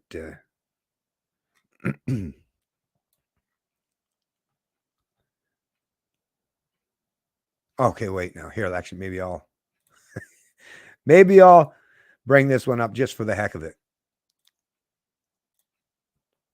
So this is an Ottawa article out of CBC. By the way, folks, thanks all you folks are patient there with me going through all these points. They're really important. And like I've said before, maybe I should start doing it myself. I don't know. But if any of you folks, I always say that if you have permission to, if you want to download an entire copy of my live streams, cut it up into little segments and share the bits of that information that you want to share with other people. Because I do realize, if you say, here's a 2-hour live stream, watch it and you'll learn. It might not work for everybody, but I definitely, take no issues if anyone wants to. Now, of course, you got to attribute to me. Well, I mean, people will know it's me just by sheer fact it's me, but I don't care. Do your thing, right? Don't try to monetize my stuff. But, if you want to use and share anything that I've got to help spread this information, that's what I do. That's why I do this stuff, folks. So, anyways, Ottawa nurse vaccinated for COVID-19 test positive. This was reported back January 28th of 2021. So this would have been really early on, right? Fairly early on with the after the rollout of the vaccines and stuff. Positive test doesn't necessarily mean nurse has contracted illness. Okay. This was reported by Nicole Williams. An Ottawa nurse has tested positive for COVID-19 about 2 weeks after getting vaccinated. And experts say there are a number of possibilities why that might be. Santosh Barral said he was speechless when his results came back positive for COVID-19 last week after a routine test. The positive test comes after receiving his second dose of the Pfizer BioNTech vaccine on January 8th and testing negative on January 13th. There are positive cases at the long-term care home Barral works at, but he said, to his knowledge, no other person who has received both doses of the vaccine has tested positive for COVID-19 since. So, shocked, surprised that he would test positive after taking his second dose of the vaccine. Well, why would this nurse be shocked if he wasn't under the false belief that you can't get it if you're vaxxed up, right? You wouldn't be shocked if you knew that you could get it. Why would you be shocked, right? You wouldn't. The only way you'd be shocked is if you're under the false belief that if you get vaxxed to the max, you're good to go, right? There are positive cases that Barral said he feels fine, but is at home self-isolating until he's sure it's safe to return to work. Well, what might have happened in between there? You're probably visiting lots of patients, falsely believing that your little surgical mask and the fact that you're vaccinated was going to protect them. I don't know. You might have put some of those people in very precarious situations, right? I just use the term precarious situation, right? Because I don't want to accuse anyone of anything. I'm just thinking out loud, right? I thank God I don't have any symptoms so far, but who knows whatever is happening in my body. So definitely I have some anxiety. Clinical immunologist and allergist Dr. Zineb said there are a number of possibilities why Barral could have tested positive. It takes up to a week to 10 days after getting both vaccinations before becoming fully immune. Right? See, that's right there, folks. Right there. That's what they said. Takes up to a week to 10 days after getting both vaccinations before becoming fully immune. What's fully immune mean to you? Fully immune means you can't get COVID, right? Fully immune means that there's no chance of you getting COVID, which we know is bullshit. Not just based on this particular case or the story, but in all the other evidence that has come as a consequence or subsequently. So depending on the timing, she said a person could be exposed to the virus before the doses take full effect, right? So this is once again alluding to or suggesting that once you've had them both, and if you wait out that couple weeks or whatever, you'll be fully protected and immune to the virus. Bullshit. And we know it. And I can say it. Beautiful thing. I can say all this stuff on Twitter too. Oh, I'm loving it without any concern of having my information suppressed. Although that's still for sure, but at least not that stuff, right? It takes up to a week. Okay. Abdurrahman added that while both the Pfizer, BioNTech, and Moderna vaccines are 95% effective, there's a small chance that you could still catch COVID-19 after you're fully vaccinated. Small chance. 95% chance you won't, though, right? Well, we know that numbers, it falls off real quick, right? Real quick. So not included in the timeline there early on, like they didn't. The absence of the timeline there, once again, gave Canadians a very false belief of being fully protected. Although with the studies, we did see those who did get it in that small percentage after being fully immune had very mild disease. So they didn't have as much of the severe cases of COVID, and this is not unlike any other vaccine. What's still unclear for researchers is whether the vaccine reduces the risk of carrying and transmitting COVID-19.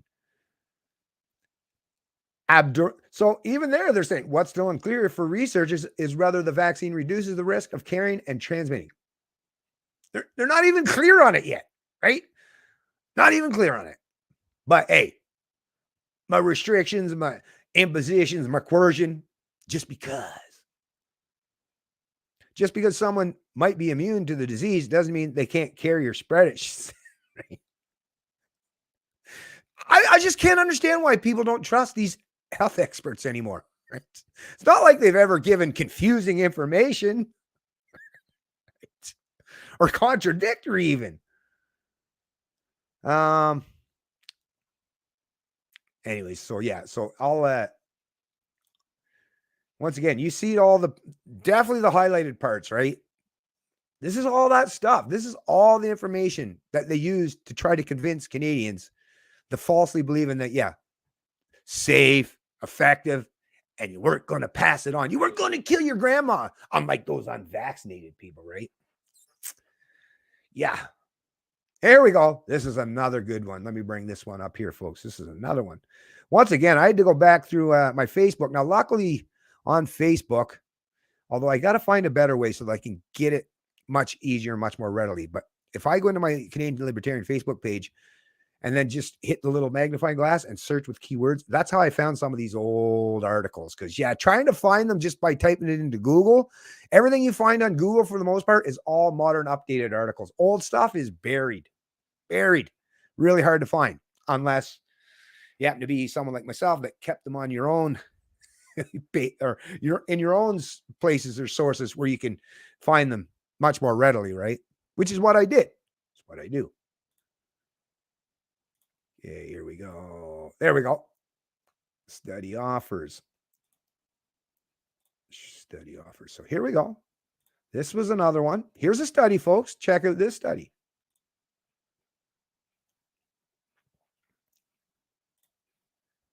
CBC News under the health section.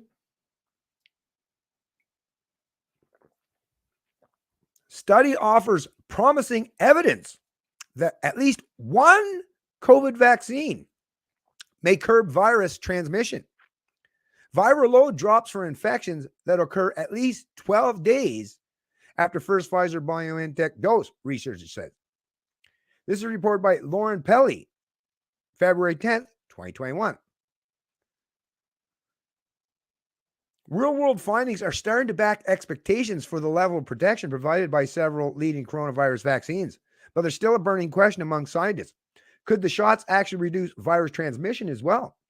New research out of Israel offers early clues that at least one vaccine, the mRNA-based option from Pfizer BioNTech, which is also being used here in Canada, may lead to lower viral loads, suggesting it might be harder for someone to spread the virus if they get infected post-vaccination. In a study released publicly on Monday, as an unpublished, non-peer-reviewed preprint, a team of researchers from the Israel Institute of Technology, Tel Aviv University, and Maccabi Healthcare Services found the viral load was reduced fourfold for infections that occur 12 to 28 days after the first dose of the infection, of the first dose of the vaccine. They reduced viral loads hint to lower infectiousness, further contribute to vaccine impact on virus spread.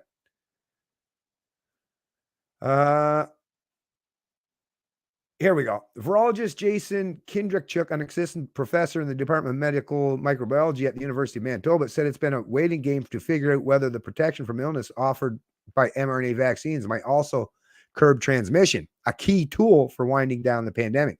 So the data from this, I think, is important, he said. It doesn't answer all the questions, but it starts to tell us that there actually might be some added benefit to these vaccines beyond just reducing severe disease.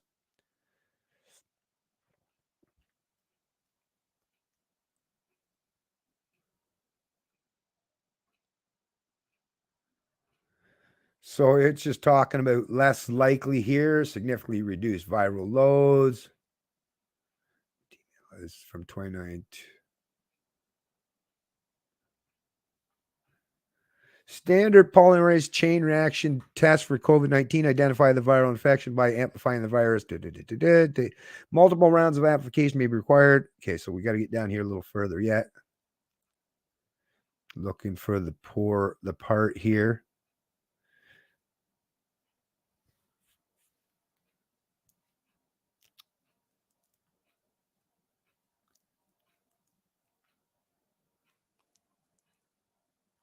Oh, here we go. It's after the second. So down here it even says 12 days after the first dose and fully kicks in a week after the second, with a reported efficacy of around 95%.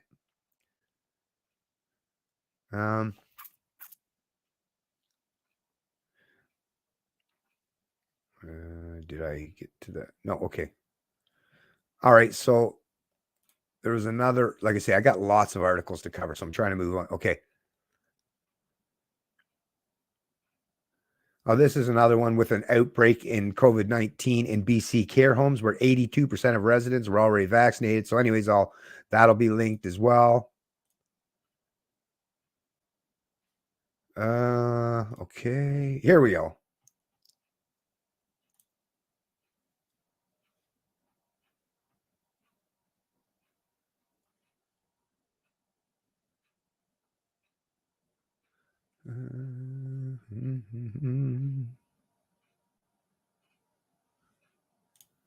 There. Oh, here's that one about the New Brunswickers. Let me bring that up to you folks real quick here.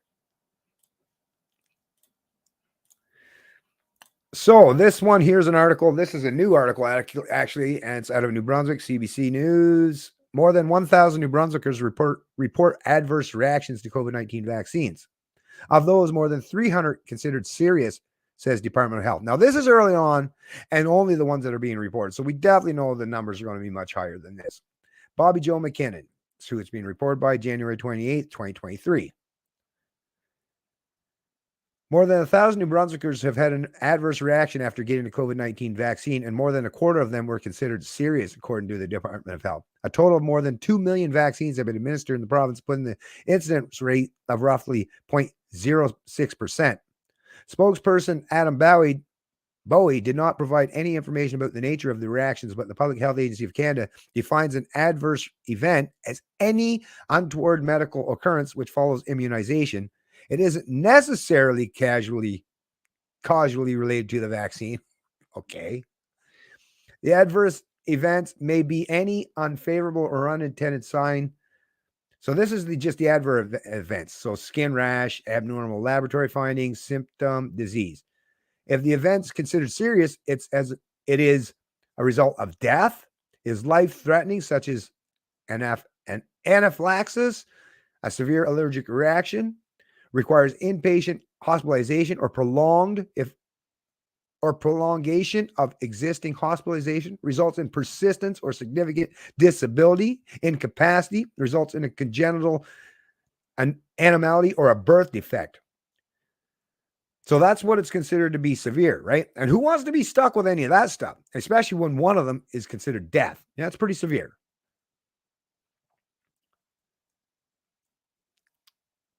Earlier this month, the Center for Disease, CDC, and the U.S. Food and Drug Administration reported a possible link between ischemic strokes in people aged 65 and older and the Pfizer-BioNTech bivalent vaccine, which is designed to target the Omicron and some.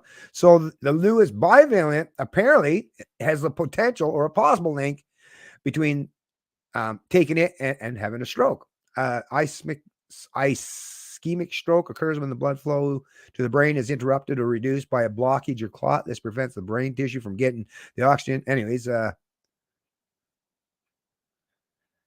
monitoring the situation closely. Where was that one that I had? Oh, yeah, here we go. So even here, they're saying less than 5 strokes after bivalent report in Canada. So that was U.S., but even in Canada, as of January 1st, more than 7 million. Less than 5 reports of ischemic stroke following the administration of mRNA bivalent vaccine has been submitted to the federal bodies to date. So, I mean, 5 is a pretty small number for sure, but it's not 0, which is another good argument against any imposed mandates in terms of vaccines or passports, right? Yeah, here's the part that's evidence indicates that the benefits of COVID-19 vaccines continue to outweigh the risks of the disease, the federal website states. Well, doesn't that really matter of who you're talking about? Yeah, sure, the risks or the risk or the benefits outweigh the risk if you're one of those people that made it fine. But if you're one of the 300 people just in New Brunswick so far, or at least what's being reported so far, that suffered a serious reaction or death or a stroke, right? Is the trade-off worth it? No. No, of course it's not.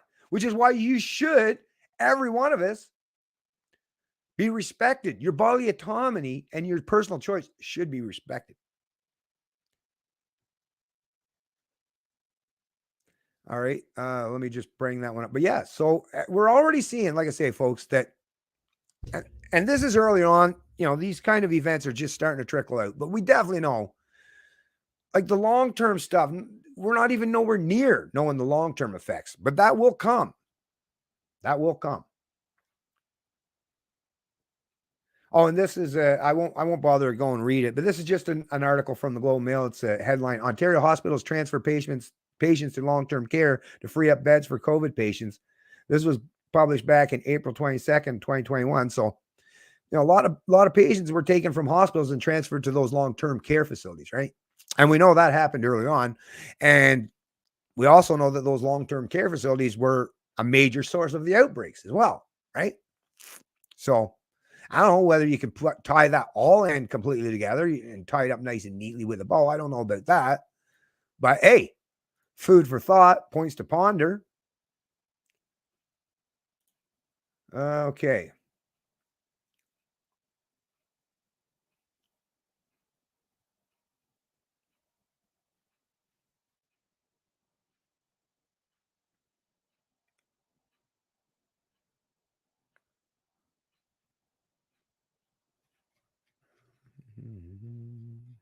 Just looking for this.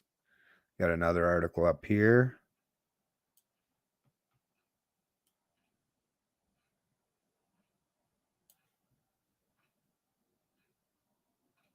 Well, I'll just read a little bit here. Read a little bit, maybe.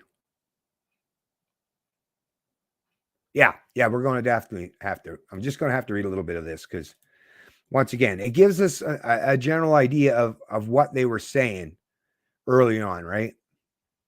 Or at least during a major part of this outbreak that caused a lot of people to submit, right?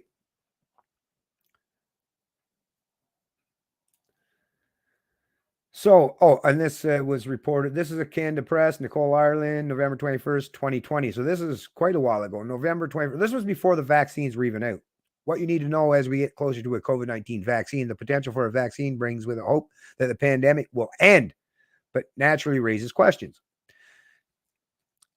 As more regions of Canada end their lockdown and increase restrictions in an effort to contain the alarming spread of COVID-19, many government and public health officials are pointing to two promising coronavirus vaccine candidates as hope that the pandemic will one day end.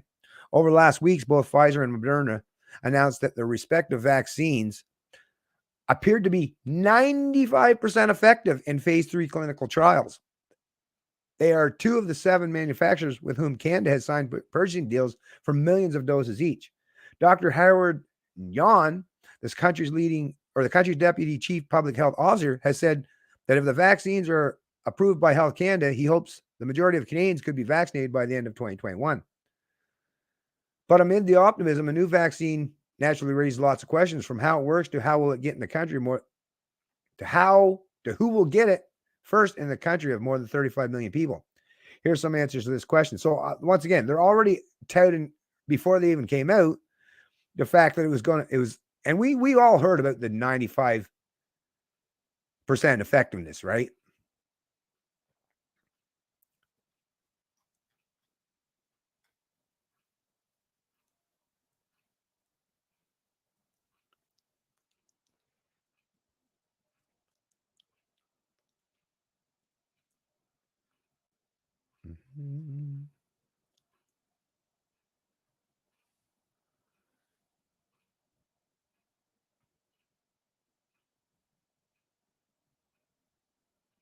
Okay.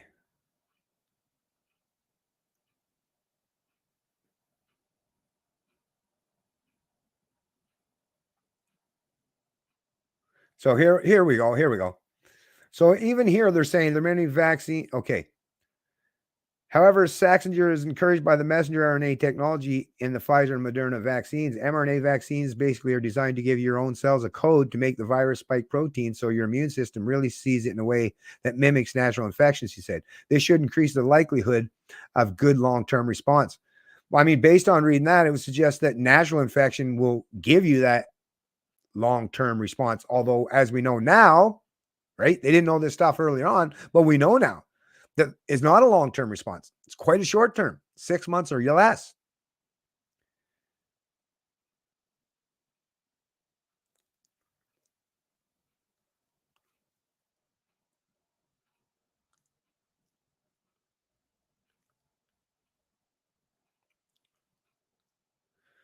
All right. So, anyways, yeah, let me just pull that one off. And I think there was just one left.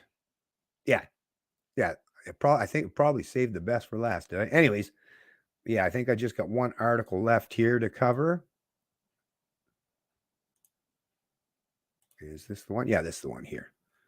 So this was another CBC news headline. Of course, I could have found, more than even just CBC because, the established media, they were just all parroting the narrative, right?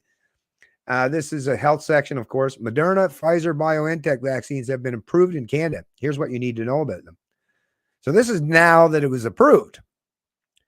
Also, what are the side effects? When will Canada get these vaccines? Emily Chung and Amina Zafar are the contributors, and this was November 17th, 2020.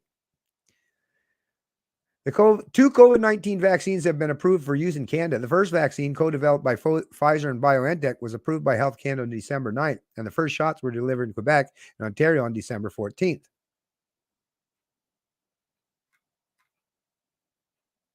Mm-hmm. Oh, wow. Interesting. So, yeah, this was posted originally on November 17th, 2020, and last updated January 5th, 2021, because I was like, how the hell are you talking about December and January if this was done in anyway? So that's interesting. Some revisions, right? Major revisions, no doubt. Okay.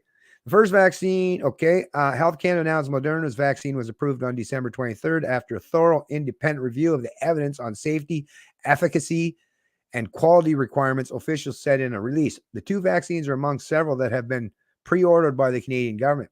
Now that getting vaccinated is on the horizon for the general public, you may have some questions about these vaccines. How effective are they? What are the side effects? How long does the protection last? What don't we know about the vaccines? And what can you expect if you get your shot? And when you can expect to get your shot? Here are some of the answers. How effective are the Pfizer, BioNTech, and Moderna vaccines? On November 18th, 2020, Pfizer BioNTech released updated results of their phase 3 clinical trial, suggesting the vaccine is 95% effective at preventing COVID-19. A little over a week after releasing interim results showing the vaccine may be 90% effective. A week after. So they went from 90%, and a week later, apparently it showed 95%. So really, really effective, right? Moderna confirmed on November 30th that the updated data from its phase 3 clinical trials shows its vaccine is more than 94% effective at preventing COVID-19, following similar partial results a couple weeks earlier. So both of them, right? Both of them. The word, it's not ambiguous what the word they used here, right? What is the word they used? Preventing is 94% at preventing COVID. So if it prevents you from getting COVID, right? If it was that effective at preventing you from getting COVID, then there should be no chance of actually spreading it, which is why they were under that false illusion then. But as we know, these numbers were heavily distorted, part of just clinical trials, and not representative truly of the real world evidence or the actual real world results, right? Which is why modeling or clinical trials, they're not the real world, right? The analysis were both conducted by an independent data monitoring board. Pfizer's updated results look at 170 infections, while Moderna's examined 196 infections to see which occurred among those who received the real shots versus those who received a dummy shot or placebo. With both vaccines, each participant got 2 injections. Moderna said of the 196 cases so far in its huge U.S. study, 185 were trial participants who received the placebo and 11 got the vaccine. The only people who became severely ill, 30 participants, including one who died, had received dummy shots. Pfizer said of 170 infections, only 8 occurred in the group that got the vaccine, and only 1 was a severe case.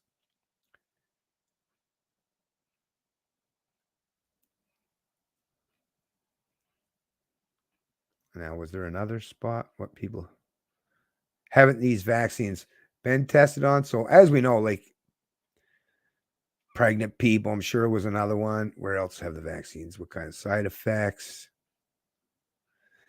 Pfizer said no serious vaccine side effects have been reported, with the most common problem being fatigue after the second vaccine dose, affecting about 4% of participants, and headaches affecting 2%. Older adults tended to report fewer and milder serious effects after vaccinations, Pfizer said. Moderna said most side effects in its trial were mild to moderate, but less than 10% of volunteers had more severe side effects. They included pain at the injection site after the first injection and sometimes fatigue, muscle aches, joint pain, headache, and pain or redness at the injection site after the second injection. The doses used in phase 3 clinical trials are lower than those linked to severe systemic side effects in 3 participants in an earlier clinical trial. Moderna's vaccine has a higher dose, 100 micrograms, compared to Pfizer's, which uses 30. So both of them here, if you're reading this article at the time, is, well, I mean, other than a rash, some fatigue, some muscle aches, a little joint pain, maybe a headache, like very minor in terms of reactions. Well, okay, they're safe. Very, very safe. Look, I mean, even worst case scenario, that you're one of those very few people who have a reaction. Well, worst case scenario, right? You're going to get what? A headache, right? But obviously, we know now the real world evidence is no, like, not just a headache, actual death, myocarditis, or all these other things that we're seeing now, possibly stroke, right? So the fact that the establishment media and these experts in health were all willing to push all this stuff and use that heavy-handed approach by using this provably false information, right? Provably false information.